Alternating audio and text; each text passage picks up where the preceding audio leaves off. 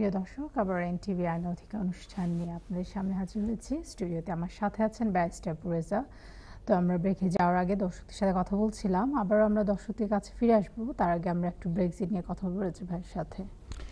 আপনি জানেন যে ব্রেক্সিট তো আবার পিছিয়ে গেল, 31 অক্টোবর পর্যন্ত সময় দেওয়া হয়েছে এবং সেখানে বোধহয় একটা ক্লজ এমন আছে যে যদি কোনোভাবে এর আগেই কোনো ডিল বা কোনো আন্ডারস্ট্যান্ডিংয়ে রিচ করতে পারে তাহলে তার আগেই হয়তো তারা ব্রেক্সিট করবে।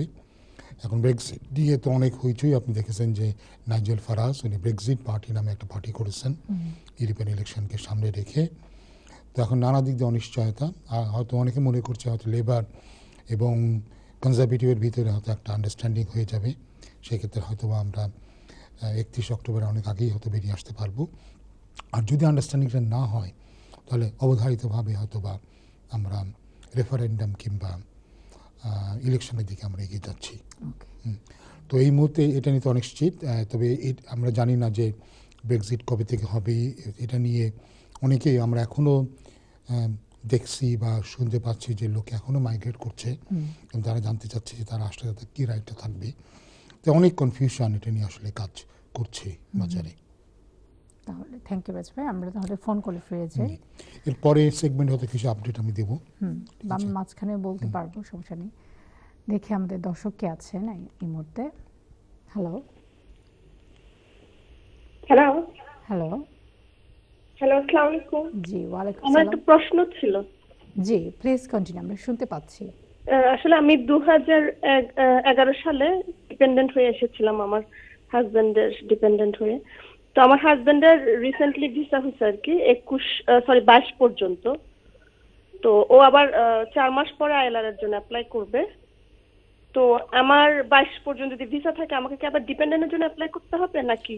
না সরি, আমি আসলে ঠিক একবারে আমি ঠিক বুঝতে পারলাম না। আপনি একটু ভালো করে, আপনি 2011-তে আপনার হাজবেন্ডের কি ভিসা ছিল? আমার হাজবেন্ডের স্টুডেন্ট ভিসা ছিল। তো আপনি স্টুডেন্ট ডিপেন্ডেন্ট হিসেবে আসেন, তাই তো? জি জি জি। এখন আপনার হাজবেন্ডের কি ভিসা? ও রিসেন্টলি এন্টারপ্রেনার ভিসা পাইছে আর কি 22 পর্যন্ত।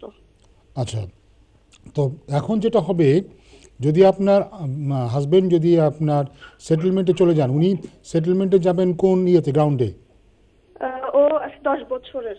আচ্ছা, যদি 10 বছরের গ্রাউন্ডে উনি যান তাহলে কিন্তু ওনার অ্যাপ্লিকেশনে আপনি জয়েন হতে পারবেন না। যেটা করতে হবে ওনাকে সেটা হচ্ছে যে, এখন তো আপনি জানেন যে আপনি তাড়াতাড়ি সার্ভিসটা নিতে পারেন।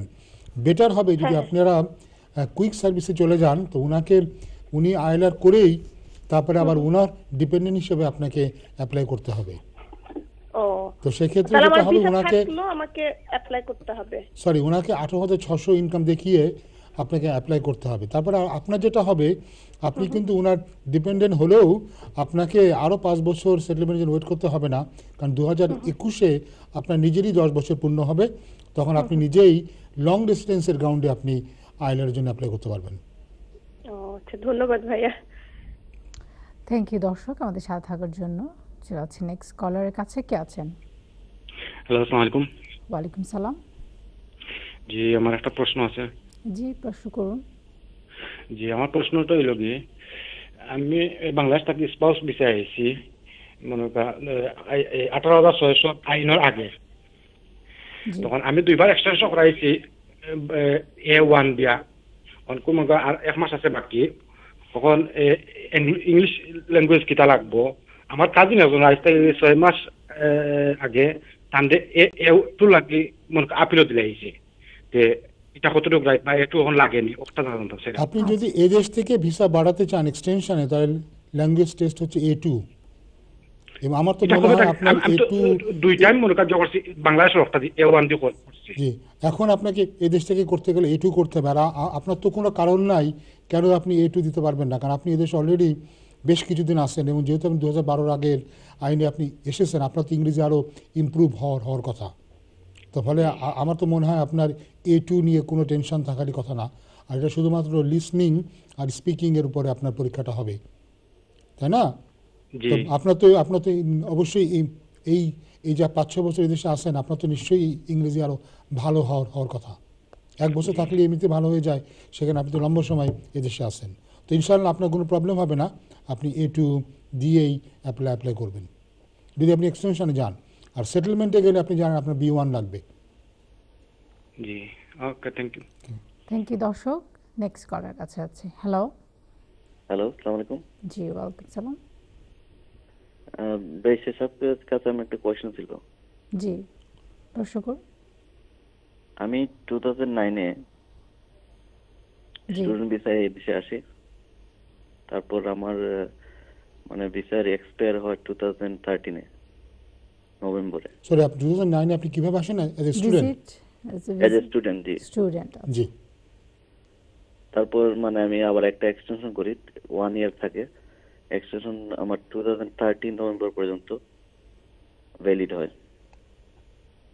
তারপর আমি ওই ভিসা এক্সপায়ার হওয়ার আগে একদিন আগে 19 নভেম্বর আমি DRF1 derivative right to remain apply করি। আমার ফাদার ব্রিটিশ ছিলেন, তো ওই ভিসা রিফিউজ হয় 2015-এ।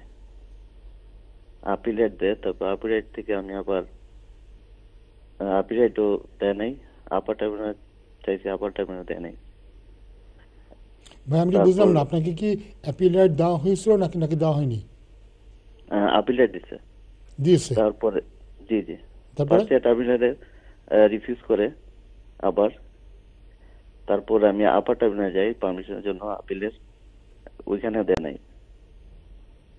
তারপরে ওই দিন 28 ডেজ আমি নিউ অ্যাপ্লিকেশন করি, fresh application FLR FP British partner রোডে। আমার চাইল্ডও আছে এখন। তারপরে তো আমার ভিসা কন্টিনিউ এখন পর্যন্ত আছে। আমি জানতে চাচ্ছিলাম যে আমার 10 ইয়ার্স লং না সরি, আমি রেসিডেন্স আপনার জিনিসটা বুঝতে পারলাম না। আপনি কি তারপরে FLR FP যে অ্যাপ্লিকেশনগুলো আপনি কি ভিসা পেয়েছেন? জি জি, আমার ভিসা এখানে আপনার ইস্যু হচ্ছে একটা, সেটা হচ্ছে যে আপনি যে টাইমটাতে আপনি ডেরিভেটিভ রাইটে জাম্বারানো কনসেশন অ্যাপ্লিকেশন করেছিলেন ওই টাইমটা তারা কাউন্ট করবে কিনা। এবং সাধারণত নিয়ম হচ্ছে যে আপনি যদি ইমিগ্রেশনের রুলের বাইরে কোনো অ্যাপ্লিকেশন করেন ওই টাইমটা তারা কাউন্ট করে না, যদি তাদের ডিসক্রিপশন আছে। এবং আপনাকে এখানে আর্গুমেন্ট করতে হবে যে আপনি 10 ইয়ার্সের ওই পিরিয়ডটা যেটা আপনি ডেরিভেটিভ রাইটে আপনি ছিলেন EU অ্যাপ্লিকেশন, ওই অ্যাপ্লিকেশনটা তারা যেন তাদের ডিসক্রিপশন ইউজ করে ওই টাইমটাকে আপনার কন্টিনিউয়াস রেসিডেন্ট হিসাবে তারা যেন ধরে। কারণ প্রবলেম হয়ে যাচ্ছে একটাই, যেহেতু ওই অ্যাপ্লিকেশনটা রিফিউজ হয়েছে, তারা বলতে পারে যদি অ্যাপ্লিকেশনটা সাকসেসফুল হতো তাহলে ওই টাইমটাকে আমরা 10 ইয়ার্সের মধ্যে হয়তো কাউন্ট করতাম। তো আপনাকে এটা ব্যাখ্যা করে বলতে হবে এবং দেখতে হবে ওরা আপনার ক্ষেত্রে আপনার ডিসক্রিপশন ইউজ করে কিনা। এটা কি মানে কাবালিক লেটারে লিখতে হবে না? এটা কাভারিং লেটারে লিখতে হবে এবং আপনাকে ভালো করে দেখিয়ে দিতে হবে ওদের যে লং রেসিডেন্সের গাইডেন্স আছে সেখানে আপনি দেখবেন EU ল সম্পর্কে কিছু কথা বলেছে। কিন্তু আগেই বলেছি এটা ওদের ডিসক্রিপশন, যে ওরা যে আপনাকে দেবে এমন কোনো কথা নাই। এবং যেহেতু আপনি ওই সময়টাতে আপনার লিভ ছিল না ইমিগ্রেশন রুলের আন্ডারে, আপনি জানেন হয়তোবা যে যদি আপনি ইমিগ্রেশনের রুলের ভিতরে কোনো অ্যাপ্লিকেশন করেন আপনার ভিসা শেষ হয়ে যাওয়ার আগে, তখন ইমিগ্রেশন অ্যাক্ট 1971-এর সেকশন 3C-তে আপনার লিভটা কন্টিনিউ করে। কিন্তু এরকম কোনো 3C-র কোনো প্রভিশন যদি আপনি EU লতে অ্যাপ্লাই করেন তাহলে কিন্তু নাই। যেটা ওদের ডিসক্রিপশনের উপরে নির্ভর করে আপনি ওদেরকে বলতে পারেন, অনুরোধ করতে পারেন, ব্যাখ্যা করতে পারেন যে কেন আপনার ফেভারে তারা ডিসক্রিপশন এক্সারসাইজ করবে। দ্যাট টাইম আমার ফাদার টোটালি ইল ছিলেন, ওরা তো বলতেছে যে তোমার কি আছে, রিলেটিভ আছে। না না, আমি আপনার ফাদার ইল ছিলেন কি ছিলেন না এটা তো ইস্যু না। ইস্যু হচ্ছে যে ওই টাইমটাকে তারা আপনার কন্টিনিউয়াস রেসিডেন্ট হিসেবে ধরবে কিনা, এটা হচ্ছে ইস্যু। যেহেতু ওই অ্যাপ্লিকেশনটা সাকসেসফুল হয় নাই, তারা বলতে পারে যেহেতু সাকসেসফুল হয় নাই আমরা আমাদের ডিসক্রিপশনটা ইউজ করবো না। বাট আপনাকেই ব্যাখ্যা দিয়ে বলতে হবে এই টাইমটা কেন তারা ইউজ করবে বা করা উচিত। আর ওই যে 28 ডেজের ভিতরে আমি অ্যাপ্লাই করছি, এটা কি কন্টিনিউয়াস থাকবে? যদি আপনার এই জাম্বরণতে যদি আপনার কন্টিনিউয়েশন থাকে তাহলে 28 ডেজেরটাও কন্টিনিউ থাকবে। আচ্ছা আচ্ছা আচ্ছা, থ্যাংক ইউ আপনাদের এত সুন্দর অনুষ্ঠান। থ্যাংক ইউ ভাইয়া। আপনার অনুষ্ঠান প্রায় দেখি, ভালো লাগে। আমরা উপকৃত হইতেছি আপনাদের অনুষ্ঠান অনেক। অনেক জি ভাইয়া, ধন্যবাদ। দোয়া করবেন। অনেক ধন্যবাদ আমাদের সাথে থাকার জন্য। চলে যাচ্ছে আমাদের নেক্সট কে আছেন। Hello hello hello hello, next caller কে আছেন আমাদের সাথে? হ্যালো হ্যালো হ্যালো, জি হ্যালো মানে জি জি, আমরা শুনতে পাচ্ছি, আপনি প্রশ্ন করতে পারেন। জি আমার হ্যালো জি জি দর্শক, আমরা আমার শুনতে কলাটা পাচ্ছি। হচ্ছে আমার আম্মা উনি আমার ডিপেন্ডেন্ট হিসাবে আসছেন জি প্রায় 8 বছর আগে। আট 8 বছর আগে আমার ডিপেন্ডেন্ট হিসাবে আমি উনাকে আনছি। উনি বয়স্ক, উনার বয়স এখন 73 ইয়ার্স। তো তারপর আপিল করার পরে 8 বছরের মধ্যে গত 1 বছর 2 মাস আগে উনি ইন্ডিপেন্ডেন্ট লিভ পাইছেন। ইন্ডিপেন্ডেন্ট লিভ পাইছেন। এখন আমার প্রশ্নটা হচ্ছে উনি কি এখন ব্রিটিশ সিটিজেনশিপের জন্য অ্যাপ্লাই করতে পারবেন কিনা? আর এই 8 বছরের মধ্যে উনি দেশের বাইরে কোথাও যান নাই। আর ওনার যে একটা ইংলিশ টেস্ট আছে, ওইটা নিজের ডাক্তারের কাছে কোনো লেটার আনতে হবে কি না আনতে হবে না? না সরি ভাইয়া, আগে আপনার প্রশ্ন হচ্ছে যে উনি এখন ন্যাশনালিটির জন্য অ্যাপ্লাই করতে পারবেন কিনা, তাই তো? জি জি, উনি যখন এদেশে প্রথম আসেন 8 বছর আগে, উনি কি ভিসা নিয়ে আসছিলেন? জি, ভিজিট ভিসা আসছিলেন। তারপর সেখান থেকে উনি এলডারলি রিলেটিভের ভিসা পেলেন কবে? জি, সেখান থেকে উনি এলডারলি ডিপেন্ডেন্ট রিলেটিভ ভিসাটা পেলেন কবে? ইন্ডিপেন্ডেন্ট লিভ পাইছেন 1 বছর 2 মাস আমি আগে। ইনডেফিনিট লিভের কথা বলছি না, উনি যে আসলেন, জি উনি যে ভিজিট ভিসাতে আসলেন, জি, এরপরে তো 1 ওনার মাস 6 মাস 4 মাস পরে ওনার ডিপেন্ডেন্ট হিসেবে আমি অ্যাপ্লিকেশন জি অ্যাপ্লিকেশনটা করেন। সেই অ্যাপ্লিকেশনটা কি সাকসেসফুল হয়েছিল? জি না, সাকসেসফুল হয় না, মানে আপিল করছি। তারপর আপিল করে 1 বছর 2 মাস আগে ওনার ভিসিটা পাইছি। ওনার ডিপেন্ডেন্ট হিসেবে 1 বছর আগে উনি ভিসাটা পেয়েছে। আচ্ছা, তো আপনি ওইটা অ্যাপ্লিকেশন করেছিলেন কবে? আমি একটু সময়টা দরকার, আমার জানা দরকার যে উনি কি এদেশে কোনো সময় উনি কি উইদাউট ভিসা ছিলেন কিনা।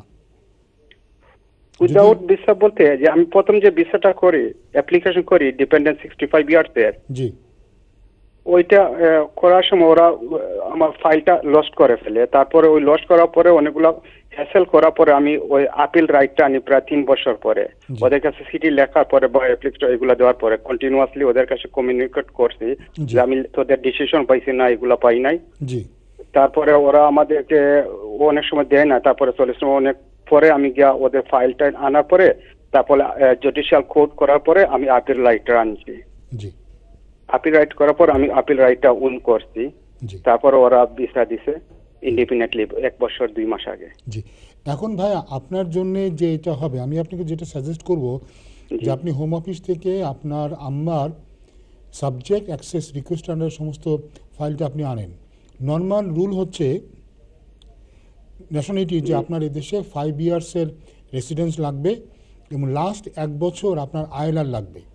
কিন্তু এখানে তারা নতুন একটা ক্রাইটেরিয়া অ্যাড করেছে, সেটা হচ্ছে গুড ক্যারেক্টার চেক।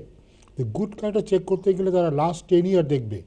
লাস্ট 10 ইয়ারের ভিতরে কেউ যদি কখনো ওভার স্টেয়ার হয়ে থাকে, ভিসা না থাকে, বা কোনো ইমিগ্রেশন সংক্রান্ত কোনো ভুল করে থাকে, কোনো অফেন্স করে থাকে, সেক্ষেত্রে তারা তাকে যখন থেকে তার আবার ভিসা রেস্টোর হয়েছে, যখন থেকে তার ক্লিন হিস্ট্রি শুরু হয়েছে, তখন থেকে 10 বছর।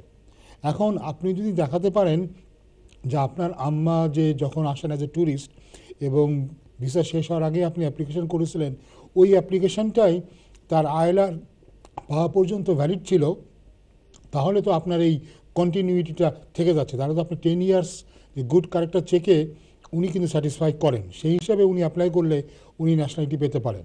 আর তারা যদি মনে করে যে না, ওনাকে তারা রিফিউজ করেছিলেন, একটা পিরিয়ডে উনি ওভার স্টেয়ার হয়েছিলেন, তাহলে কিন্তু ওনার জন্যে আরও সময় অপেক্ষা করতে হবে। তা আপনি বেস্ট হবে যদি আপনি ডকুমেন্টগুলি আনেন, ওই ডকুমেন্টটি কিন্তু বলে দেবে যে কখন উনি কখনো ওভার স্টেয়ার হয়েছেন কিনা।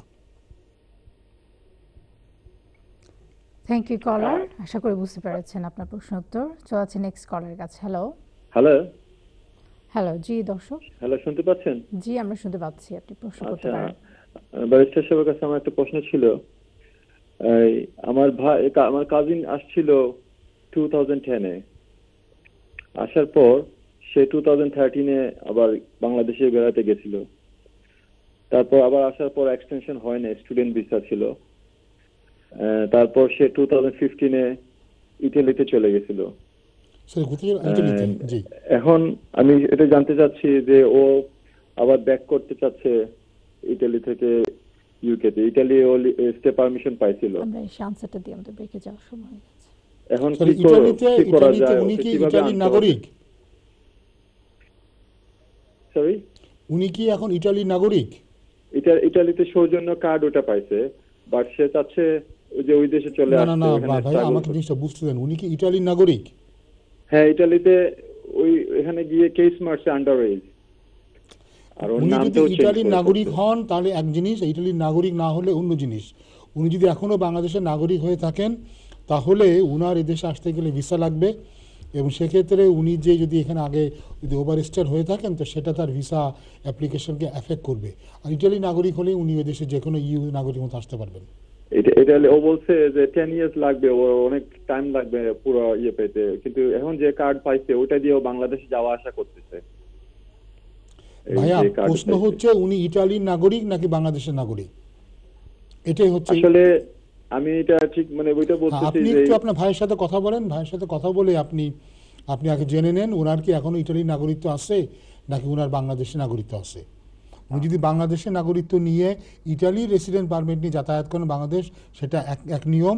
আর ব্রিটেনে আসতে গেলে অন্য নিয়ম। ব্রিটেনে আসতে গেলে ওনাকে বাংলাদেশি পাসপোর্ট নিয়ে ওনাকে আসতে হবে, সেক্ষেত্রে ওনার প্রবলেম হবে।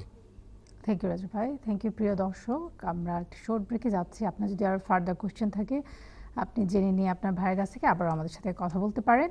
চলে যাচ্ছি ব্রেকে। প্রিয় দর্শক, আবারও দেখা হবে আপনাদের সাথে।